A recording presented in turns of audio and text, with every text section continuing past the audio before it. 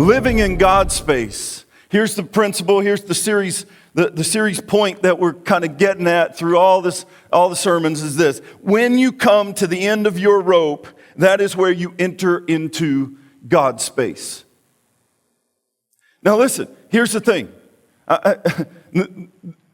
All the other sermons, I've looked at the positive side of that you don't have to come to the absolute end of your rope and be desperate and hit rock bottom and all of that terrible stuff that we say, well, they're not going to do anything about it until they hit rock bottom and feel all the pain and all that. Listen, God gave us a fantastic ability to make a decision, to just simply make a decision that today it stops. Today I am going to stop going down. I'm going to stop at the end. I'm going to stop right here on this rope and tie a knot. And this is where I'm at the end of me, and I'm going to enter into God's space. Because here's the other thing about coming to the end of your rope. You could just fall, right? You don't have to enter into God's space. You could just enter into splat space. I don't know what you want to call it. Whatever it is. You could just go there too it's called a decision. It's called making a choice. It's called living intentionally with God as the Lord of my life. And when I'm willing to do that, when I'm willing to buck up and actually lean into what God has offered me and take what He has put there, by His grace, He has offered me everything I could ever want for life and abundance and for relationships and for everything else that goes with it, that brings value and joy into my life. He has offered it all if I will simply take it, if I will simply step into it and get out of my own way. You see, we get in our own way when we listen to our own thinking, when we listen to those other voices in our head, the other inputs, when we live from the outside in instead of the inside out. You follow me? If you haven't heard the last two sermons, you need to go back online, go to the website, listen to those sermons, because I'm telling you, this is a building. This thing is building, and as it builds, it's going to change lives. I'm telling you, this is transforming stuff that God has given to us. That if we're willing to live from the inside out and experience Him flowing to us and through us, to the point where what is coming into my spirit from God is flowing out through my spirit, through my soul, through my body, into the world. And that flow is so strong and that current is so powerful that anything that the world tries to come at me, it just hits the power of that current coming out of me and it can't come in. I mean, that's just I'm no physics major or anything, but that's just good physics right there. If I've got more love and peace and joy flowing to me and through me, all the hatred and anger and bitterness trying to get in, it's got nowhere to go. It just hits a wall that knocks it back on its heels. That's what it means to live from the inside out rather than from the outside in. And so I just want to review a little bit. Here's the equation. God's grace. God, by His grace, offered to us everything we need for life. Life eternal. He gave us Jesus on the cross. Jesus came on the cross to give us Himself, to give us life. And it is by grace that He offers it out. But it is by faith that we are able to step in and take hold of it. And it's in that faith that we step in and we surrender our lives to His will. And we say, no longer I that live, but Christ that lives in me. And no longer what I want, but what You want, Lord. That's what we're after. And it's when we step into that the power begins to flow. You see, in this world, we think that, oh, my power comes from me, and I have to buck up, and I have to will it, and I have to white knuckle it, and grit my teeth, and try harder, and all. No, what you need to do is surrender to the one who said, I will give you all the power that you need. If you will simply lay it down before me, let me be the Lord over your life, and I will show you how to go after it. You see, surrender in the kingdom does not look like surrender in the world. Surrender in the world looks like you quit and gave up and laid down and you became a victim. Surrender in the kingdom means I just stepped into the army.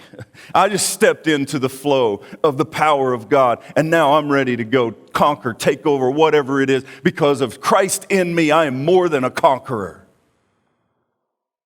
And now I can go take over whatever God leads me to, but that's the key. He leads me. I am His. I've been bought at a price, and that price was His blood, was His sacrifice, so that I could have life. Listen, He paid a price so that I could reap the benefit, so that you could reap the reward, so that you could have the life.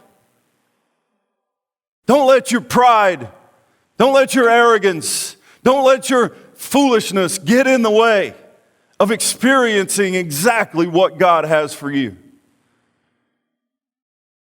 And it's in that we get to enter into God's space, that we get to live in God's space all the time. So today we're going to talk about this. What does a social life lived in God's space look like? Now, I told you last week I was going to be meddling a little bit in your lives, right? We talked about family life last week. And I'm going to meddle again. So just get ready, because I think God's got some pretty powerful things to say about this. Last week we looked at this diagram. This is the diagram that I put together just to try to help us to recognize the flow, to recognize the levels of relationships that we have, that God talks about in Scripture, that reveal to us what it is that we are, how we are supposed to live and how we are supposed to be guarded. And so here's some things that I want to just point out to you about this, if you're not real familiar with it. Number one, see me down at the bottom? Me? That's you. And me. That's us, right? So in your own life, this is you. That's where you are. Your first step, right? Your first relationship, your first priority, the first thing that matters is your relationship with God. We talked about that 2 weeks ago, I guess. Spiritual life. What does it look like to live a healthy spiritual life in God's space? That is your relationship with God. That is where God is coming to you and through you. That is where you are living from the inside out, where your spirit, that part of you that is eternal, that part of you that is created in the image of God, is connected to God. And it's through that connection that He flows to you and through you, through your soul, where your thought process is, where your feelings and emotions happen, where you make those decisions and where you feel those things. It's through that soul area that ultimately will come out through your body and your physical existence, the part of you that everybody else gets to experience. Listen, that is very, very much influenced by what is flowing from you, from the center out through you. Now, the other way to live is to reverse that flow and to live from the outside in, where whatever you do to me comes in through my body, in through my soul, which changes my thoughts, and I let you determine what I think, or I let the devil determine what I think, or I let the world determine what I let the situation determine what I think. I let those thoughts determine how I feel about it, and then ultimately it goes down into my spirit. It goes down into my heart, the Bible will call it, and it will contaminate my heart, and from the heart flows what is in a man. Woman, a person. What's in your heart? Because if you're letting the world come in instead of getting it from the source that it was meant to get, then you will have things flowing out of your heart that you don't want flowing out. So it's in that way that we look at these relationships and the priorities that God has set them in. So we said, number one, your first priority is your relationship with God, because through that relationship, everything else flows.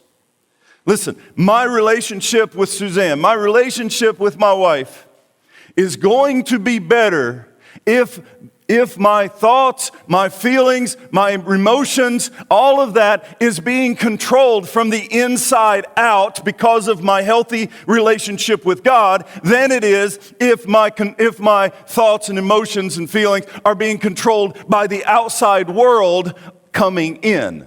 You follow me? Tracking?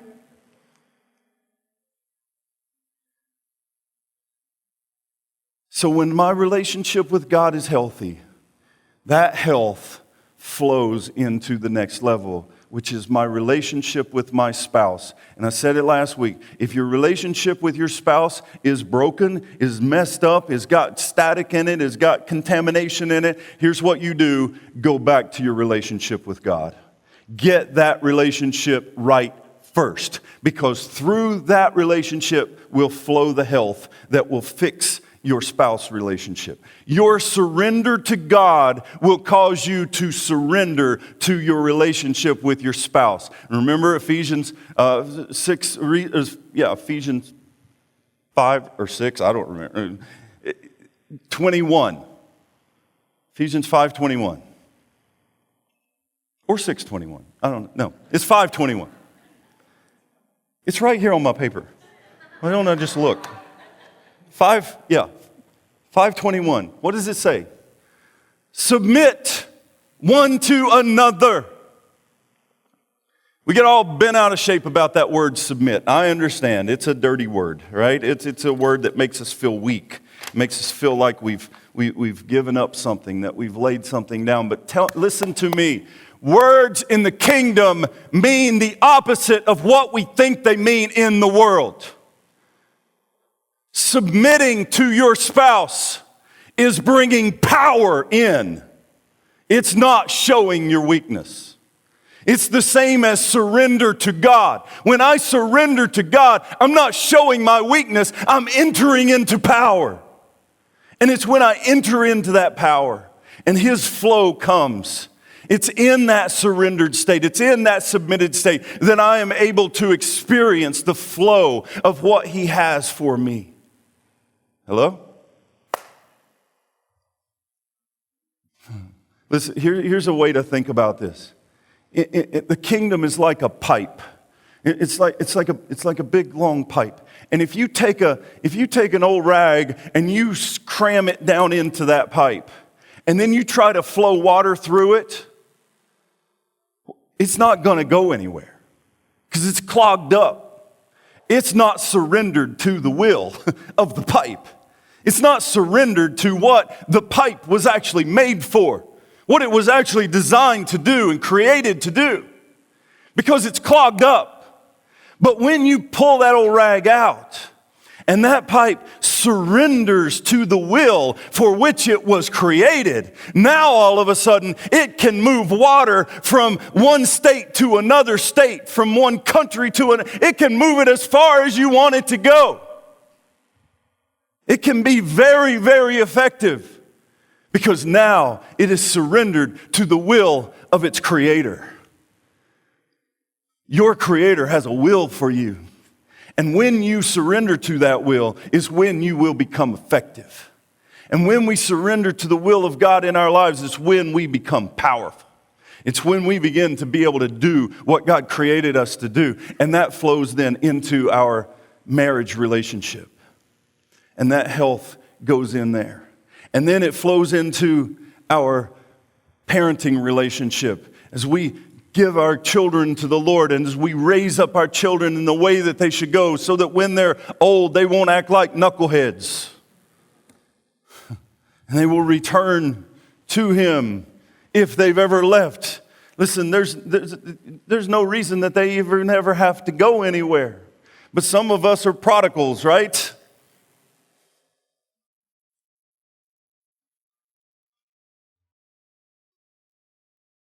And then there was a piece of this pie that I skipped over last week because I just kind of ran out of time, as I'm doing right now. And that is living in God's space as a son or daughter. We talked about parents, but what about as the kid, as the son or as the daughter? How do we live in God's space to honor and obey our parents? Ephesians 6, 1 through 3 says this: Children, obey your parents in the Lord, for this is right. Honor your father and mother, which is the first commandment with a promise, so that it will go well with you and that you may enjoy long life on the earth. In other words, do what your parents says so they don't kill you. That's what that means. So you can have long life, you know. Anyway, yeah. Listen to me. Okay. God is our first relationship. If you're married, your spouse is your next priority relationship. Don't let anything get in between those two, right? The next is your parenting, if you're a parent. But if you are not a parent and you are not married, then your relationship, your first relationship is God, and then your next relationship is to your parents. The way that you honor God is to keep these relationships in order. Today we're going to take one more step, and we're going to talk about friends, co-workers, classmates, your boss, and the rest of the world. When we look at this diagram, pay attention to this. Whoever is closest to you, number one, is who you have the most responsibility to, right? So God being closest to me is the one I have the most responsibility to. Anything that would come in the way of my relationship with God has to go. There is no relationship that can overcome my responsibility to God. Hello? Second, my next responsibility is to my spouse. Any relationship that would come in the way, that would disrupt, that would contaminate my relationship with God or my relationship with my spouse must go. It is not allowed in my life. Hello? The next relationship is my children or my parents, depending on where I am in life, right? Anything that would come in that would disrupt, contaminate, mess up that relationship with God, with my spouse, with my children, with my parents, got to go. Are you with me? Now, you cannot get these out of order. Because if you end up, say you end up taking your children and saying, oh, little booby, he's the most first, just the most special thing in the world to me, and you let little booby come over and take over your spouse relationship and take over your God relationship. And really, I didn't do this visually, but truthfully, if you just took that circle behind it, like that green children's circle, if you took that and you brought it to the front, what would it do to the God and spouse circles? It would erase them. You see what I'm saying? It would erase them. Anytime that you get these relationships out of order, it erases the ones that are more important. You say, no, I can do it. No, you can't. You cannot get these relationships out of order and still live a healthy spiritual life and still live in God's space. God is first, spouse is second, children are third, parents are third, depending on where you are in life, and then come friends. Here's a thought. Every relationship is a spiritual relationship. There's something that some of us have probably said ignorantly, not knowing, not understanding, We've said things like, well, our relationship is purely physical. Wrong. It's never purely physical. You see, the world, I'll keep this PG-13, I promise. But listen, the world would like us to think. The world would like us to think that we can just act like animals, that we can just have a purely physical relationship with another human being and it doesn't do anything to us. Those of us who have been around more than a decade or two know that that is a straight up lie. Because when you join, the Bible says it very clearly, that when you join one to another, you know what I'm saying, winky face?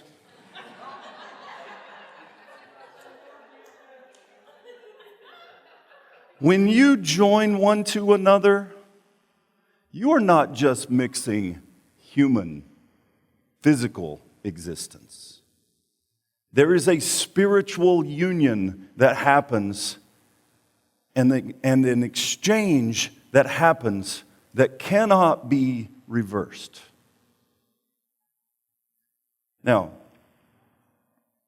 this is why a purely physical relationship is a lie. The reason is because you are a spiritual being riding around in a physical body. Your physical body is not who you are. It's what you're in. Your spirit is who you are. And when you join in that union with another human being, you are joining spirits. Hello. And the Bible says, do not be unequally yoked. Do not be unequally connected with another spirit that does not value what you value, that does not believe what you believe. In other words, do not enter into a relationship that is going to disrupt the flow of your relationships, because every relationship is a spiritual relationship. Because you are spirit, and they are spirit, and those spirits connect. And so you must guard. Here's a verse for you. Proverbs 4:23 says this, above all else. What's above that? Nothing, right? Nothing that you can do. I mean, if God said this, it's a proverb written by Solomon through the Holy Spirit. God revealed this to us. He says, above all else, guard your heart. In other words, guard your spirit. Spirit and heart are the same thing. Soul and mind are the same thing. Body and flesh are the same thing, all right? So we get the terminology right. Are you following me? He says here, guard above all else, above everything else that you protect.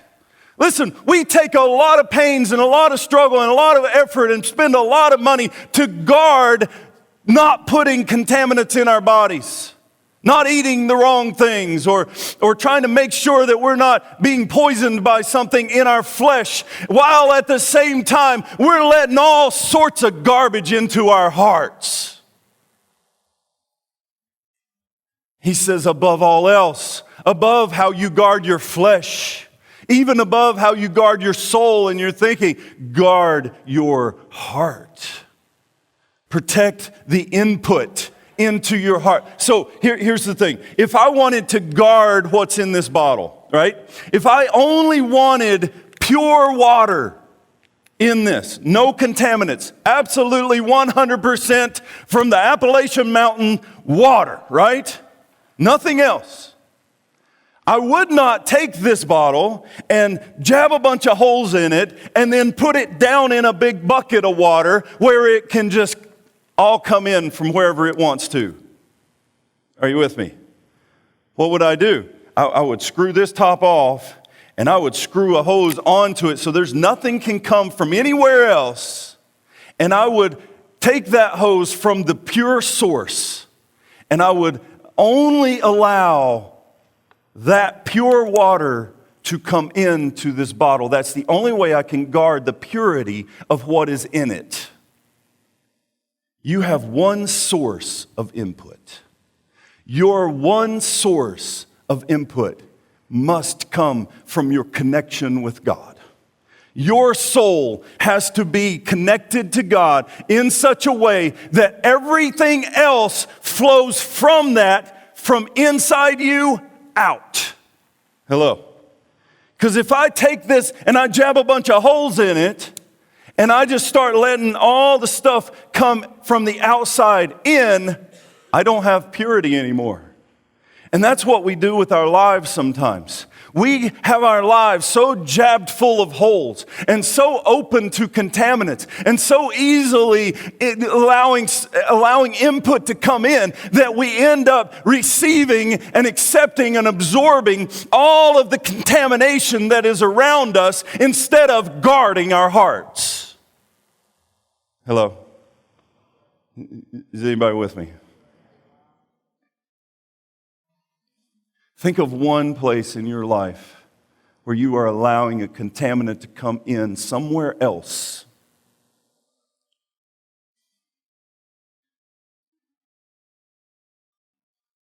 Man, I wish I had like 4 hours to just stay on that. So when we think about our spiritual lives, we think about what is in our hearts. Guard your heart is talking about your spirit, the deepest part of us where we can connect with God. In other words, don't let anything in that is going to break the connection.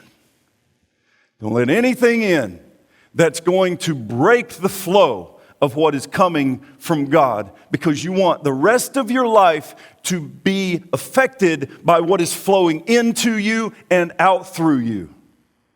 When my marriage relationship is being affected by what God is flowing into me and out through me, my marriage relationship works. It's healthy. It's effective. It's enjoyable. It's exciting. It's good. When I start letting the whole world just come in and then try to do a marriage relationship out of that, I got a bunch of junk involved. Here's the thing. Clean out the junk, restore the connection, and the flow will work. It's just that simple. It's what confession and repentance and forgiveness is all about. It's cleaning out the junk. And then it's what? Reconnecting with God and connecting into the flow so that He can, and surrendering to His will. Your kingdom come, your will be done on earth, in my life, as it is in heaven. That's the connection. And through that connection flows the abundance of life into every area. Ephesians 6:12 says this. And I love this because it highlights, it demonstrates the fact that every relationship is a spiritual relationship. For the struggle is not against flesh and blood. Listen, what does this say? The struggle is real, right? The struggle is real, but it's not against each other. It's not against flesh and blood. Because we are spiritual beings and we live in a physical realm where we don't see the true reality of the spiritual world, but that does not make it any less real. That every battle that you face is a spiritual battle. Every one. For our struggle is not against flesh and blood, but is against the rulers, against the authorities, against the powers of this dark world, and against the spiritual forces of evil in the heavenly realms. That argument that you have with that person, that disagreement that you have with that person, that situation, that attitude that you have with that person. Listen, it's not about that person. It is the spiritual forces at work. And if you will put your spirit under the lordship of Christ and allow God to flow through you, then you will be equipped. You will be empowered. Listen, my job is to empower you to do war, right? my job as your pastor, as the one teaching you right now in this place, the reason we gather together is to worship and to be equipped so that we can go out and do the works of the saints, do the works of the church. We are equipping you so that you can go back on the battlefield and you can effectively win this war, because the power is flowing to you and through you, and there is nothing that the world or the devil or anybody else can shoot at you that can penetrate, because no weapon formed against you will prosper as long as your flow is going the right direction. You keep the flow going the right direction. You keep the connection tight. You keep the connection clean, and God takes care of the rest, because every relationship is a spiritual relationship. Listen, here's 3 thoughts real quick. If every relationship is a spiritual relationship, then every interaction is a spiritual interaction. That conversation that you have, understand, if you're just aware, just turn on your awareness. This is spiritual. What that means is now when I have a conversation with somebody, I have a connection with God. God's spirit is connected with their spirit. He's connected with my spirit. He can give me wisdom and insight. He can give me revelation. He can help me do whatever it is that He has brought me here to do, because no interaction is a waste. Every interaction is so that I can add value to the person that I'm interacting with, so that I can make their life better than it was before they bumped into me. That's our goal. That's what we do. We add value. Every relationship is a spiritual relationship. Therefore, every interaction is a spiritual interaction. If every relationship is a spiritual relationship, then every relationship you have will have a positive or negative impact on your spirit. Now, here's where I'd like to have about an hour to just meddle in your life. You're lucky I'm almost out of time. Guard your heart. Guard your heart. Above all else, guard your heart. Now, how do you do that? You guard your heart by choosing your friends wisely.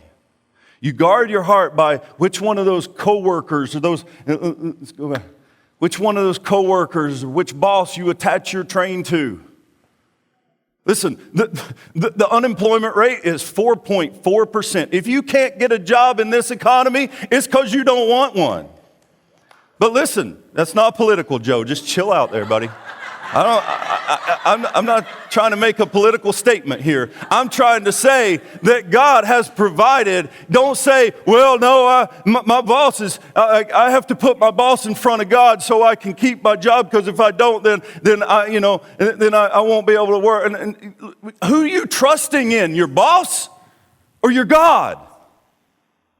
I'm telling you now, you quit your job. Now, don't go out and quit your job just because I said this, but listen.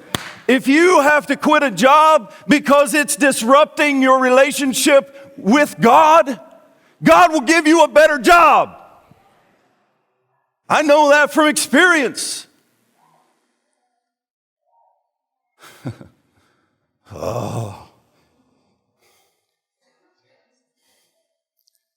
Number 3, if every relationship is a spiritual relationship, then you must be very intentional about how you allow relationships to grow closer to you.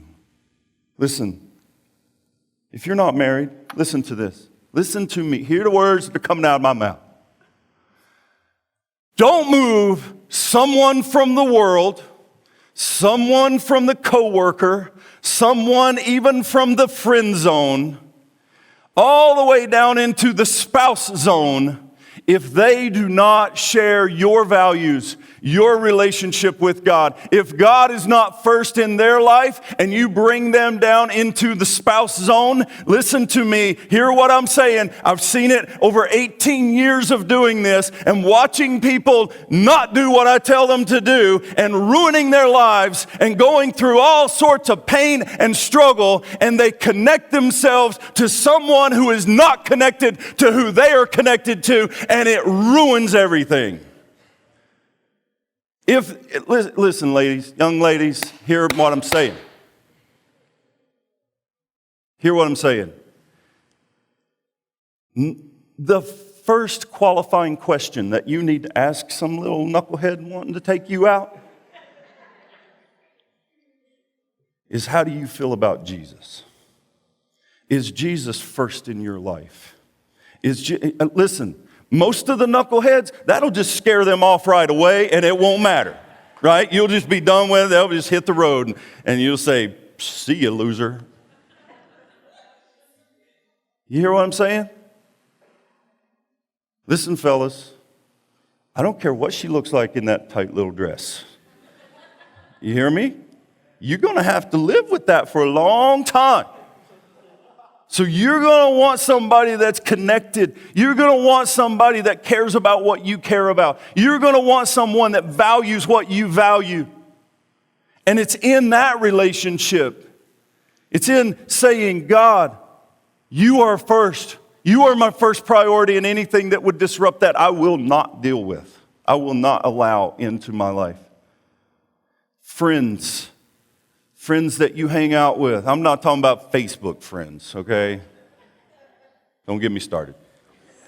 I'm talking about friends that you actually share your heart with. I'm talking about friends that you actually connect your life to, and you let them influence. Because remember, in this relationship, whoever's closest to you, you have more responsibility too. But the other side is also equally as true.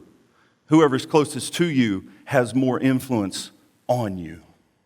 And if their influence isn't flowing through a relationship with God, if they are not connected with God in their spirit, and you connect to them, you're going to get their contaminants. Told you I was going to meddle a little bit. Is anybody with me? Did anybody learn anything today? Anything you're going to take home with you and put into practice? Okay.